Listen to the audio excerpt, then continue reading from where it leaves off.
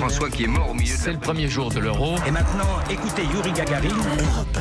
Aujourd'hui 17 mai, journée internationale de lutte contre l'homophobie. Bonjour Laure d'Autriche. Bonjour Dimitri, bonjour à tous. L'occasion de se souvenir qu'il n'y a pas si longtemps, en 1982, la France dépénalisait l'homosexualité. Mais Europe 1 était sans tabou sur ce sujet depuis quasiment la création de la radio. Oui, en 1960 par exemple, Europe 1 suit le mariage d'un couple homosexuel à Saint-Cloud en région parisienne et l'adjoint au maire répond à une interview. Tout s'est passé régulièrement comme dans tout mariage normal. Oui, y avait-il beaucoup de monde au mariage? Disons qu'il y avait peut-être une vingtaine de personnes. Mais évidemment, du point de vue du droit et du point de vue religieux, ce mariage est considéré comme nul, dit alors un prêtre de Saint-Cloud.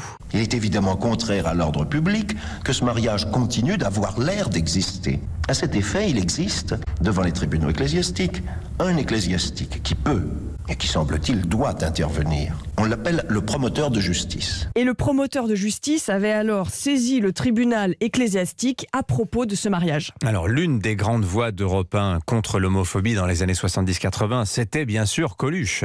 Oui, dans son émission On n'est pas là pour se faire engueuler, faite de provoques, de rigolades, de parodies musicales, Coluche parle d'un nouveau magazine qu'il a reçu. On est au mois de mars 1979.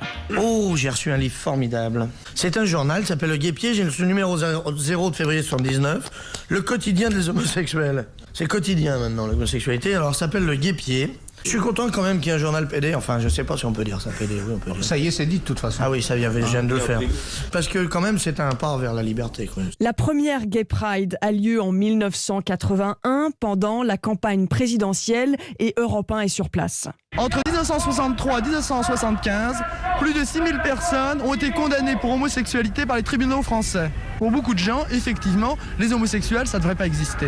Et ça, nous voulons montrer que non seulement nous existons, mais qu'il est hors de question que nous nous laissions enfermer, bafouer, réprimer, etc.